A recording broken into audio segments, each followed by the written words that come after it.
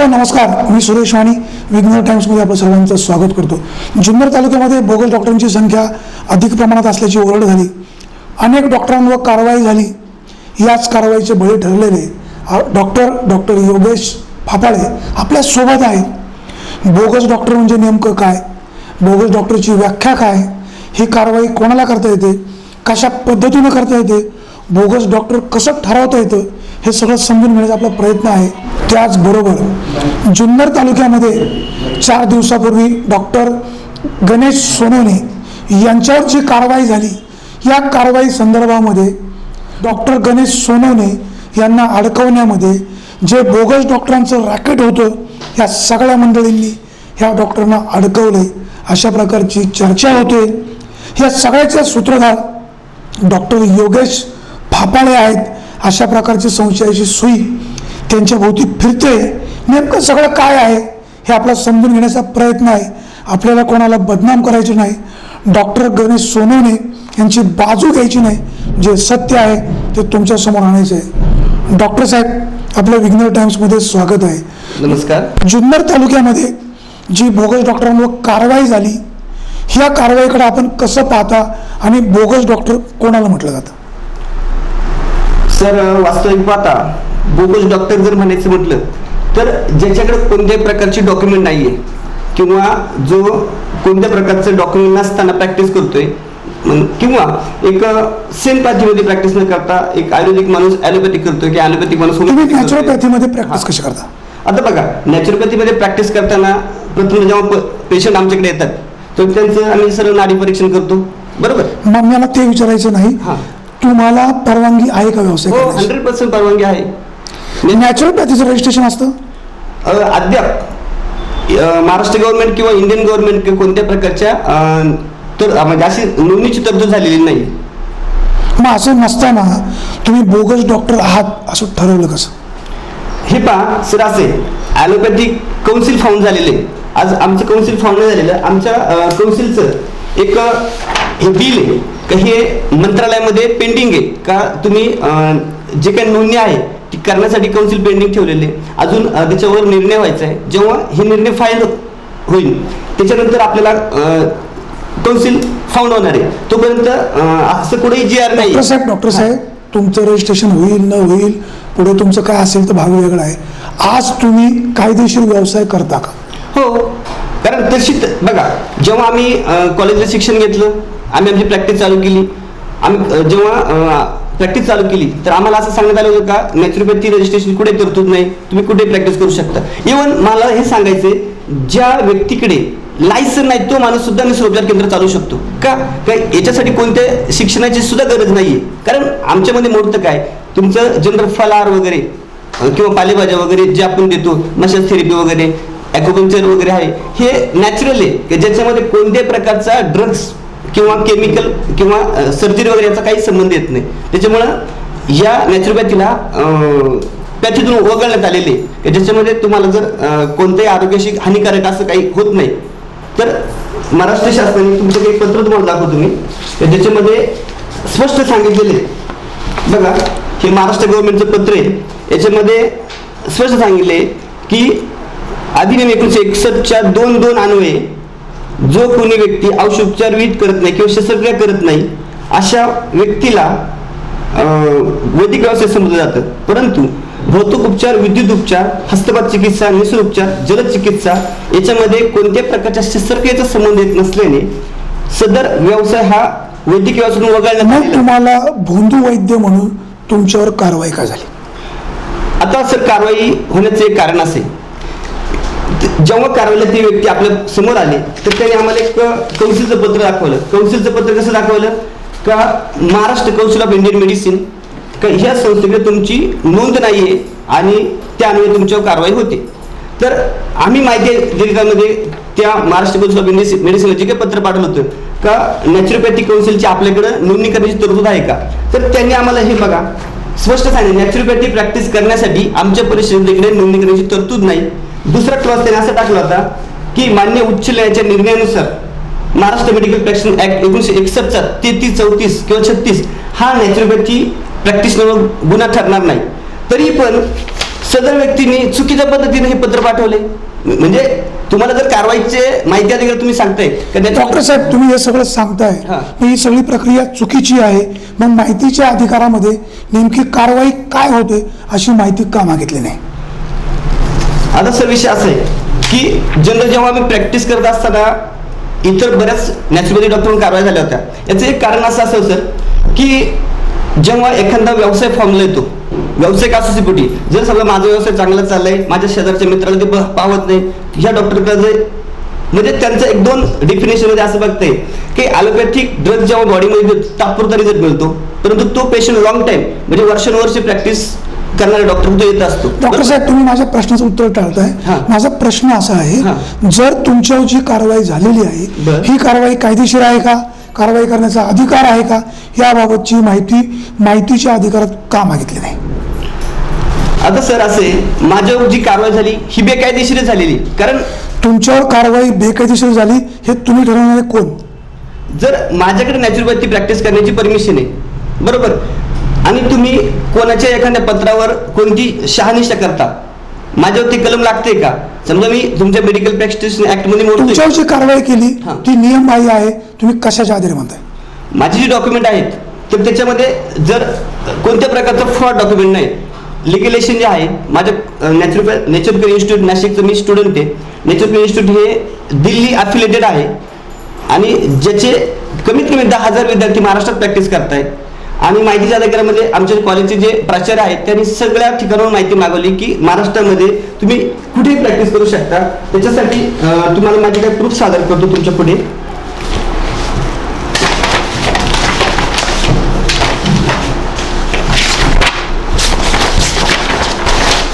याच्यामध्ये बघा दाखवलेले नेचर केअर इन्स्टिट्यूट नाशिक या संस्थेचे नॅचरोपॅथी डिप्लोमाद्वारे कायदेशीर फक्त नॅचरोपॅथी प्रॅक्टिस करता येईल. आता आम्ही फक्त नॅचरोपॅथीच प्रॅक्टिस करतोय. जर आम्हाला माहिती अधिकारामध्ये किंवा कॉलेजने आम्हाला दिलेले का तुम्ही नॅचरोपॅथी प्रॅक्टिस करू शकता किंवा निसर्गोपचार केंद्र चालू शकता, आम्ही आमची प्रॅक्टिस सोडून काही वेगळं केलेलं. डॉक्टर साहेब, तुमच्यावर कारवाई करून किती दिवस झाले? माझ्यावर कारवाई साधारणतः 11 ऑक्टोबरला माझ्यावर कारवाई झालेली आहे. मग एवढ्या दिवसानंतर तुमच्यावर कारवाई कुठल्या कायद्याच्या आधारे केली याबाबतची विचारणा का केली नाही?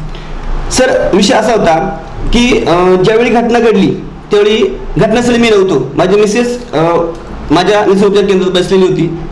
सदर तरी तुमच्यासारखाच बोगस नाही, त्या माझ्या जे आयुर्वेदिक माझं शॉप आहे की ज्याचे माझ्याकडं लायसन आहे स्वतःकडं, तर माझ्या शॉपमध्ये त्या बसल्या होत्या.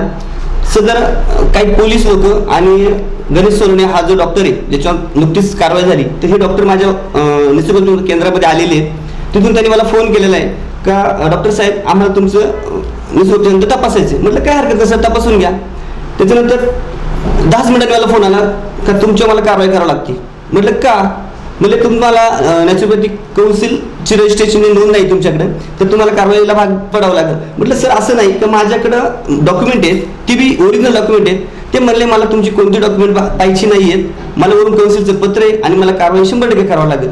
म्हणजे त्या व्यक्तीनं जर एक मेडिकल ऑफिसर, जबाबदार मेडिकल ऑफिसर, तर त्याला एवढं माहीत पाहिजे का महाराष्ट्र काउन्सिलचा 1961 हा ऍक्ट जर नॅचरोपॅथी लागत नाही असं मान्य उच्च न्यायालय सांगते किंवा महाराष्ट्र शासनाने असे परिपत्रक प्रत्येक जिल्हा आरोग्य अधिकाऱ्याला दिलेले का तुम्ही नॅचरोपॅथी प्रॅक्टिशनरला कारवाई करू नका.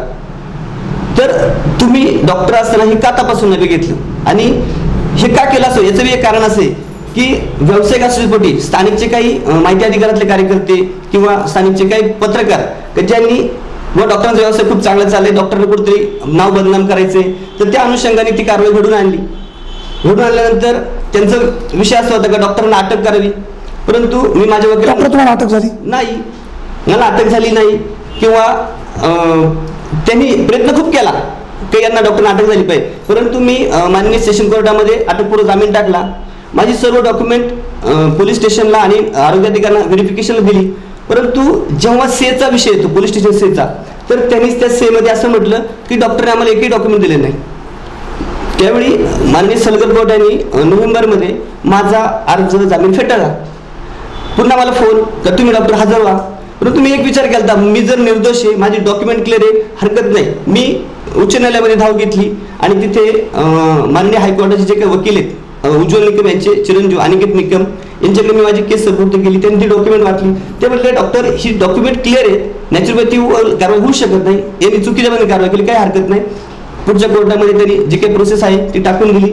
तेवढी साधारणतः 20 डिसेंबरची गोष्ट आहे. 20 डिसेंबर 2017ला पहिलं हिअरिंग होतं, डॉक्युमेंट पाहण्यात आली. तर त्यावेळेचे जे काय मान्य कोर्ट होतं, गडकरी कोर्ट, तर त्यांचं एकच म्हणणं आलं की नॅचरोपॅथी ठीक आहे, नॅचरोपॅथी प्रॅक्टिसला महाराष्ट्रात परमिशन आहे, परंतु तू ज्या कॉलेजचा विद्यार्थी आहे तर ते कॉलेज व्हॅलिड आहे का, हे महत्त्वाचं होतं. तर त्यासाठी आम्हाला एक 15 दिवसाची मुदत देण्यात आली आणि त्याच्यानंतर सेकंड हिअरिंगला ही डॉक्युमेंट मागवण्यात आली की तुमचं कॉलेज ॲफिलेटेड आहे का. तर ही ॲफिलेटची झेरॉक्स आहे तुमच्याकडं का नॅचरल क्युअर इन्स्टिट्यूट हे व्हॅलिड आहे. त्याच्यानंतर त्यांचं भारतीय प्राकृतिक चिकित्सा संघाचं रजिस्ट्रेशन बी आहे किंवा नॅचरोपॅथीचे विद्यार्थी अधिकाररित्या महाराष्ट्रामध्ये किंवा महाराष्ट्राबाहेर कुठेही प्रॅक्टिस करू शकतात. ही डॉक्युमेंट माननीय हायकोर्टात आम्ही सादर केली. सादर केल्यानंतर डॉक्टर साहेब मला सांगा, कोर्टाने कुठल्या बेसवर तुम्हाला जामीन दिला? बघा त्यांनी जामीन देण्याचं एकमेव कारण महाराष्ट्र कौन्सिलचा 1961चा ऍक्ट 2(2) सब क्लॉज याच्यामध्ये असंच नमूद केलेलं आहे, a person practising physiotherapy, electrotherapy, chirotherapy, naturopathy and hydrotherapy and yogic science is not required to obtain licence from Maharashtra medical council of Indian medicine. म्हणजे असा क्लॉज आहे 1961च्या 2(2) मध्ये का जो नॅचरोपॅथी व कोणत्या म्हणजे कारवाई करू शकत नाही किंवा याच्यात रजिस्ट्रेशन तरतूद नाही असं महाराष्ट्र काउन्सिलच्या ऍक्टमध्येच लिहिलेलं आहे. डॉक्टर साहेब, तुमच्यावर जी कारवाई झाली ती कायदेशीर बेकायदेशीर हा तपासण्याचा अधिकार आपल्यालाही नाही, संबंधित यंत्रणेला आहे. तुम्ही मगाशी बोलता डॉक्टर गणेश सोनवणे यांचं नाव काढलं. आज सोमवार आहे, महादेवाची शपथ घेऊन तुम्ही खरं बोलणार? 100% खरं बोलणार. महादेवाची शपथ घेऊन खरं बोलणार? महादेवाची ना, मी कोणत्या देवाची शपथ घेईन? तुम्हाला काय अडचण? तुम्ही मला म्हणले जसं कोर्टामध्ये सर आपण न्यायालय नाही, आपल्याला सत्य लोकांच्या समोर आणायचं. बरोबर. आज सोमवार आहे, मी जी काही माहिती सांगेल ती महादेवाला स्मरून सांगतो असं म्हणू शकाल? मी महादेवाला स्मरून जे काय सांगते सत्य सांगत. डॉक्टर साहेब, डॉक्टर गणेश सोनवणे यांच्यावर जी कारवाई झाली, या कारवाईच्या पाठीमागे आपला हात आहे अशी चर्चा होते, आपण सत्य काय सांगाल? आता सर बघा, 6 महिन्यापूर्वी माझ्या बोगस डॉक्टर कारवाई होते. मीडियामध्ये किंवा न्यूजपेपरमध्ये बातमी फळकते डॉक्टर योगेश थापळे यांना अटक झाली. परंतु प्रॅक्टिकली पाहिलं तर मी अटकपूर्वसाठी माझी प्रोसेस चालू होती. माननीय हायकोर्टाने मला अटकपूर्व मंजूर बी केलेला आहे आणि योगायोगाने मी माझं जे काही आयुर्वेदिक शॉप किंवा निसर्गोपचार केंद्र हेही सुरू केलेलं आहे.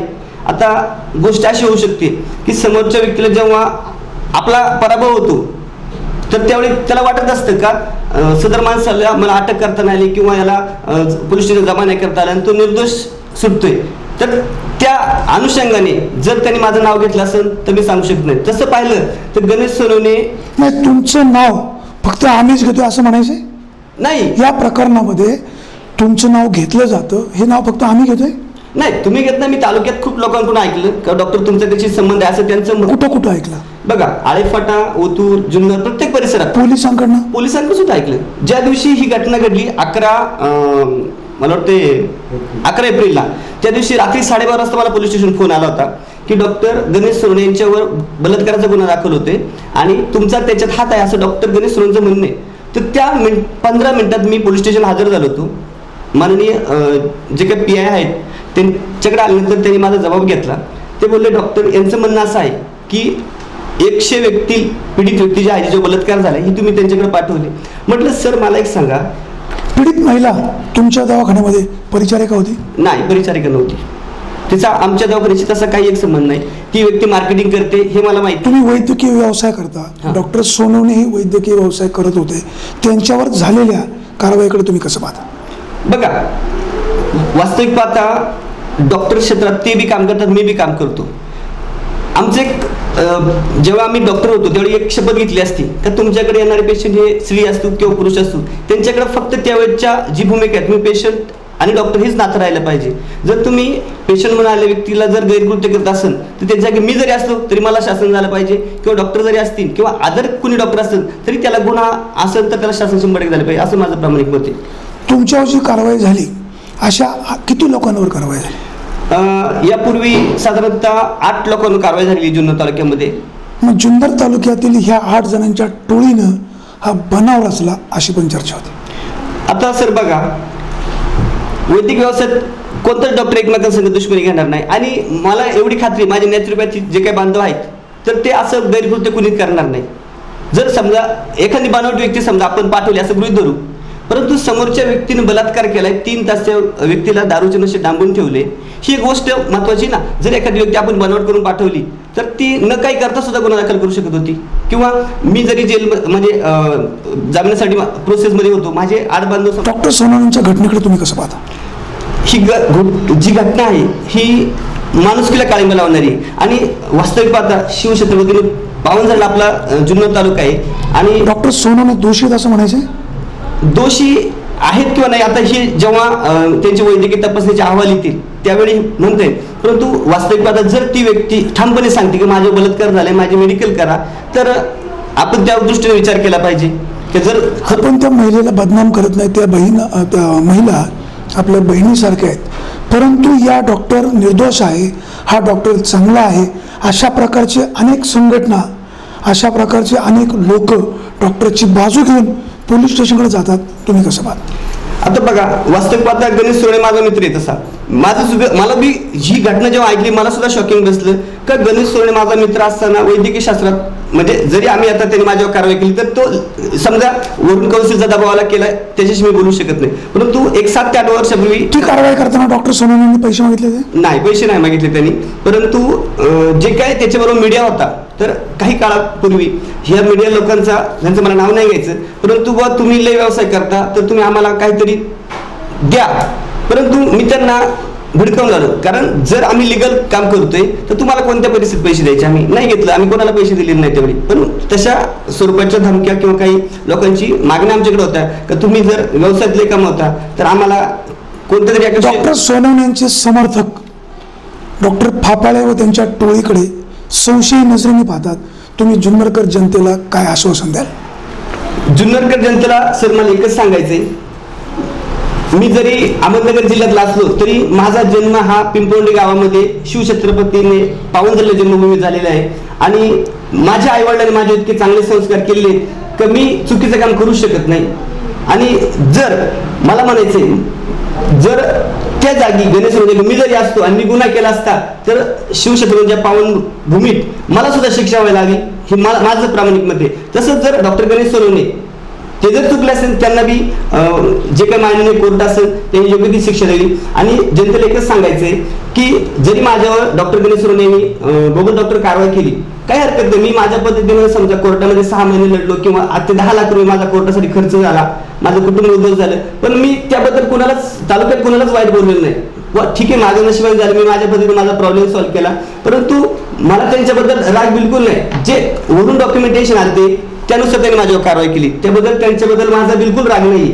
फक्त वाईट याचं वाटतं का माझा एक मित्र म्हणजे जो डॉक्टर व्यवसाय करतोय आणि त्या डॉक्टर व्यवसायामध्ये त्यांच्या एखाद्या व्यक्तीने बलात्काराचा आरोप करावा, ही गोष्ट अतिशय निंदनीय आहे. परंतु जर डॉक्टर गणेश सोनवणे खरंच निर्दोष असतील तर आम्ही डॉक्टरांच्या पाठीशी उभे राहू आणि जर डॉक्टर सोनवणे दोषी असतील तर पर्यायी मी किंवा जुन्नर तालुका मेडिकल असोसिएशन जे काही डॉक्टर्स असतील किंवा आमचे नॅचरोपॅथीचे डॉक्टर असतील, होमिओपॅथिक डॉक्टर असतील, तर यांनी शेवटी मुलीला न्याय मिळवण्यासाठी मुलीच्या बाजूने उभं राहावं लागेल. जुन्नर तालुक्यामध्ये भोंदू डॉक्टर मोठ्या प्रमाणात आहे असं म्हटलं जात होतं. 7-8 लोकांवर कारवाई झाली, त्याचे बळी डॉक्टर फापाळे ठरले, ते बोगस आहेत किंवा नाही हे संबंधित विभाग ठरवेल. डॉक्टर सोनवणे यांच्यावर जी कारवाई झाली त्या कारवाईमध्ये कितपत तथ्य आहे, न्यायव्यवस्था पोलीस सत्य शोधील. मात्र ह्या प्रकरणाच्या पाठीमागं डॉक्टर फापाळे आणि त्यांच्या सहकाऱ्यांचा हात आहे अशा प्रकारची चर्चा घडवली जाते. सत्य काय आहे हे पोलिसांनी शोधावं. डॉक्टर फापाळे दोषी असतील तर जरूर त्यांच्यावर कारवाई व्हावी. विघ्नर टाइमची हीच भूमिका आहे, जे सत्य आहे ते खरं आहे तुमच्या पुढे आणण्याचा प्रयत्न आहे. डॉक्टर साहेब, आपण विघ्नर टाइम्समध्ये आलात, आमच्याशी मनमोकळी चर्चा केलात, आपलं मनापासून आभारी. प्रेक्षक हो, आपण कुठेही जाऊ नका, पाहत राहा फक्त विघ्नर टाइम, शोध बातमीचा, त्या सत्याचा. धन्यवाद.